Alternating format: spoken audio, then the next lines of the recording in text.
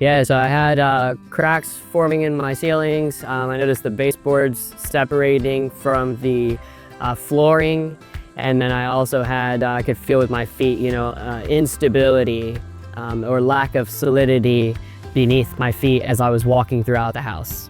Yeah, so I had scoped out a few companies actually, but I went with LRE Foundations because I found them to be the least stressful. They were very transparent throughout the entire process.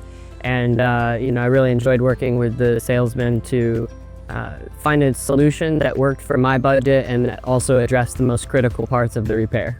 My experience with LRE Foundations was satisfactory from start to finish. They were professional, communicative throughout the process, and left the job site in a relatively clean manner after the job was complete.